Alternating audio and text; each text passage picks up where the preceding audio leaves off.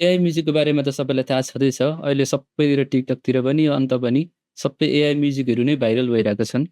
अनि AI music चाहिँ actually कसरी क्रिएट हुन्छ अनि कसरी गरिन्छ भनेर चाहिँ म यस्तो हल्का एक्सपेरिमेन्ट गर्न जाँदैछु। एआई चाहिँ कतिको पावरफुल छ भनेर। यो भिडियोमा चाहिँ म यो सुनो V5 युज गर्न जाँदैछु। यसमा मैले प्रिमियर लिएको छु। यसमा चाहिँ म क्रिएट गर्न सक्छु। यसमा चाहिँ यसरी क्रेडिट्सहरू दिएको हुन्छ तपाईँको प्लान अनुसार। अनि त्यो क्रेडिटहरूले चाहिँ तपाईँले क्रिएट गर्न सक्नुहुन्छ। यदि तपाईँ फ्री प्लानमा हुनुहुन्छ भने दिनमा 3 वटा अथवा कतिवटासम्म जेनेरेट गर्न मिल्ने चाहिँ क्रेडिट तपाईँले पाउनुहुन्छ। अहिले चाहिँ म प्रो भर्जनमा छु त्यसैले मसँग अलिक धेरै क्रेडिट छ। अनि यो भर्जन 5 को प्रो बेटा चाहिँ युज गर्दैछु। यो चाहिँ अहिलेको सबभन्दा पावरफुल मोडल हो। त्यसैले यसले चाहिँ बेस्टभन्दा बेस्ट आउटपुट दिनेछ। मानौँ मसँग एउटा म्युजिकको आइडिया छ, अलिकति लिरिक्स छ, म हमिङ गर्न सक्छु होइन? अलिकति लिरिक्सहरू छ अनि त्यसलाई चाहिँ म इन्स्ट्रुमेन्टल एड गर्न चाहन्छु र त्यसलाई फुल सङ बनाउन चाहन्छु। एउटा फर्स्ट भर्जनको चाहिँ त्यो म्युजिक बनाउन चाहन्छु, रिलिज भर्जनको नभए पनि भन्ने म चाहन्छु भने म चाहिँ कसरी गर्छु चाहिँ त्यो म देखाउँछु। अहिले चाहिँ म यो सुनोको क्रिएट इन्टरफेसमा छु। तपाईँले होम, क्रिएट अनि अरू अप्सनहरू पाउन सक्नुहुन्छ। सुनो स्टुडियो पनि एकदम दामी छ। यसमा पनि तपाईँले धेरै कुराहरू गर्न सक्नुहुन्छ। अहिले चाहिँ म क्रिएटमा छु। एउटा आफ्नो सानो एउटा लिरिक्स बनाएर, एउटा भाइब बनाएर त्यो सङ चाहिँ गाउँछु। नेपालीमै गाउँछु म होइन। अहिले नै क्रिएट गर्छु म अहिलेको अहिले। कसरी सङमा अहिले क्रिएट गरिदिन्छ अनि त्यो कस्तो आउटपुट हुन्छ त्यो चाहिँ हेरौँ है त। अहिले चाहिँ म प्लस अडियोमा जान्छु र रेकर्डमा जान्छु। रेकर्ड गरिसकेपछि मेरो यहाँनिर मैले माइक कनेक्ट गरिराखेको छु। म कुनै पनि रिदम अथवा बिट अथवा कुनै पनि एउटा इन्स्पिरेसन स्टार्टिङ पोइन्ट चाहिँ गर्न सक्छु। मेरो माया बुझिदेऊ न तिमीलाई। द अब मैले अघि भर्खर गाएको लिरिक्स अहिले भर्खर बिर्सिन्छु। त्यही भएर म डाइरेक्ट बरु रेकर्ड गरिदिन्छु।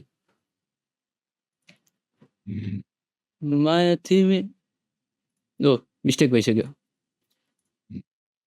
माया तिमीलाई गरेकै थिएँ तिमीले नै बुझेनौ।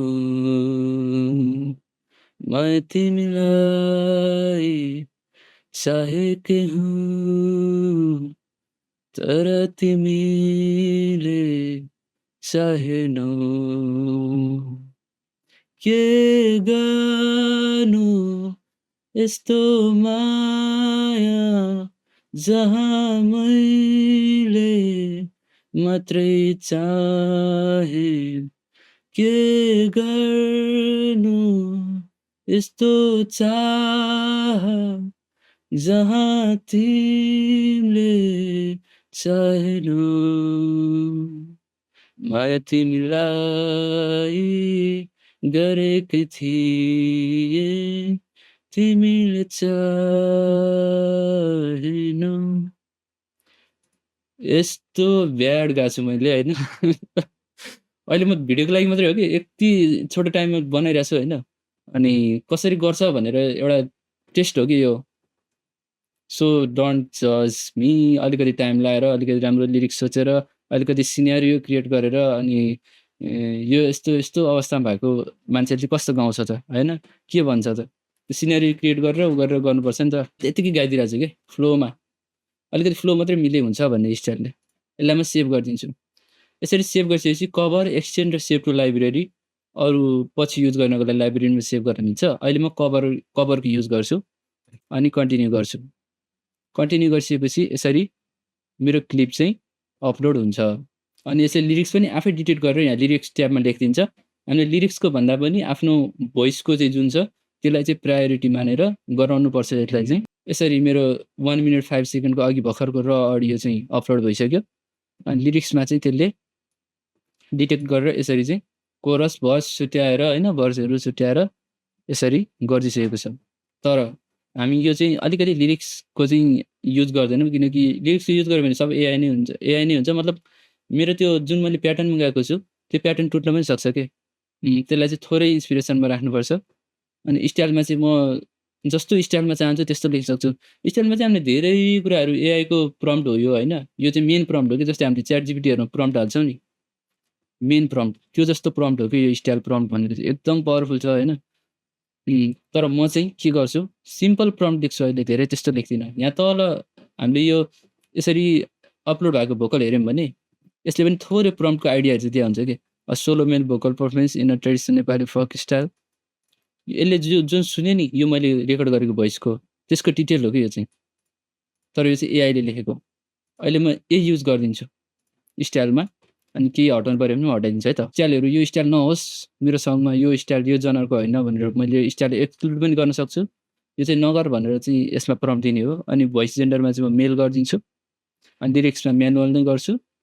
अनि वर्डनेस भनेको चाहिँ तपाईँको गीत चाहिँ कतिको वियर्ड टाइपको हुन्छ कि, मतलब हुन्छ नि एकदम सटल चेन्ज भइहाल्ने क्या। जस्तै एउटा रिदम बजिरहेको छ तर ट्याङ ट्याङ ट्याङ ट्याङ अर्को रिदममा गइदिने होइन, त्यस्तो वियर्डनेसहरू चाहिँ गर्न सक्नुहुन्छ। म चाहिँ वियर्डनेसलाई अलिक कमै राख्छु, त्यस्तो धेरै वियर्ड भएको पनि राम्रो सुन्दैन क्या, एकैछिनमा धेरै चेन्जेसहरू के त्यस्तो राम्रो हुँदैन होइन, एउटै फ्लोमा चाहिँ अलिकति जाओस्। अनि स्टाइल इन्फ्लुएन्स भनेको चाहिँ अघि मैले स्टाइलमा जुन लेखेको छु नि, स्टाइलमा मलाई यो चाहियो यो चाहियो यो चाहियो भनेर लेखेको छु नि, त्यसमा कायम रहेर चाहिँ कतिको फोकस गर्ने, त्यो प्रम्प्टलाई चाहिँ कति फोकस गर्ने, एआईले गर्ने अटो त्यो क्रिएसनमा फोकस नगरेर स्टाइलमा चाहिँ फोकस कति हुने भन्ने कुरा हो क्या। स्टाइलमा फोकस चाहिँ म 60% जति लेखिदिन्छु अहिले। अनि अडियो इन्फ्लुएन्स भनेको चाहिँ अघि मैले जुन रेकर्ड गरेको अडियो छ नि त्योसँग कति इन्फ्लुएन्स हुने, त्यसमा कतिको बेस आधारित रहने भन्ने कुरा चाहिँ यसमा चाहिँ म 80% ओभर गरिदिन्छु। किनकि मेरो अडियोमा फुल्ली बेस्ड होस् कि, मेरो रिदमहरू चेन्ज नहोस्, मेरो रेकर्डेड अडियोमा बेस्ड होस् अहिलेको क्रिएसन, अनि म क्रिएट गरिदिन्छु।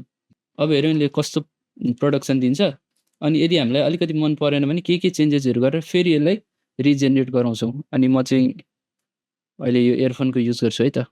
मेरो हेडफोन बिग्रेर म यस्तो इयरफोनको युज गरिरहेको छु। मलाई इयरफोन खासै युज गर्न मन लाग्दैन, किनकि यस्तो भित्र गएर अलिकति असर गर्छ है कानलाई पनि। यो सुन है त। माथि मिलाई गरेकी थिए तिमीले नै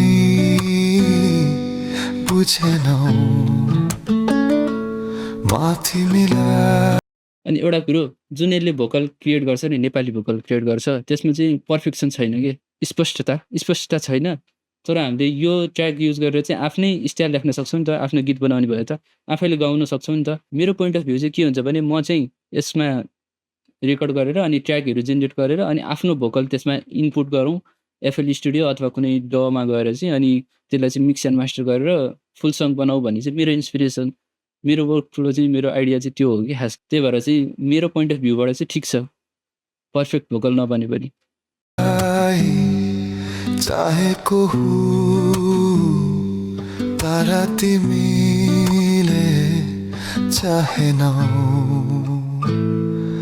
के गर्नु यस्तो माया जहाँ मैले मात्रै चाहे, के गर्नु यस्तो चाह जहाँ तिमीले चाहेनौ, माथि मिलाई गरेकी थिए तिमीले चाहेनौ। यसमा चाहिँ हेभिली गिटार नै युज भएर, किनकि हाम्रो प्रम्प्ट पनि अटो जेनेरेट गिटारमै रिलेटेड छ। अब योपालि चाहिँ मैले अलिकति चेन्ज गरेको छु, मैले लिरिक्सहरू पनि राखिदिएको छु किनकि अझै राम्रोसँग जेनेरेट होस्, अलिकति तोतले टाइपमा नहोस् भनेर होइन। अनि मेरो पर्सना, मेरो भोइसको एउटा पर्सना, एउटा स्टाइल चाहिँ मैले पहिले बनाएको थिएँ, त्यो चाहिँ राखिदिएको छु।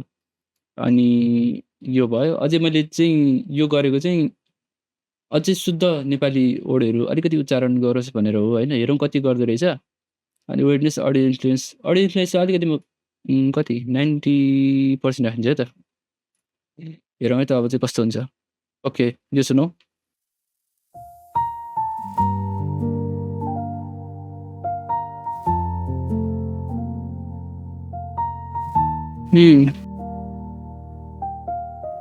अहिले राम्रो सुनेको क्या।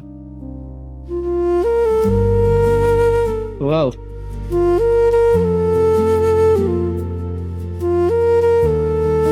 love their fruit. माथि मिलाई गरेकी थिए तिमीले नै बुझेनौ, माथि मिलाई चाहेको हो तर तिमीले चाहेनौ। के गर्नु यस्तो माया जहाँ मैले मात्रै चाहे। के गर्नु यस्तो चाह जहाँ तिमीले चाहेनौ। दामी दामी। म तिमीलाई गरेकी थिएँ, तिमीले चाहेनौ। धेरै राम्रो क्रिएट भएको छ अघि भन्दा चाहिँ, तर त्यो भोकल पर्फेक्ट चाहिँ आएको छैन होइन, त्यो तोत्ला तोत्ला नै छ है त, त्यही भएर निक लाग्यो। यो पनि सुनौ है त।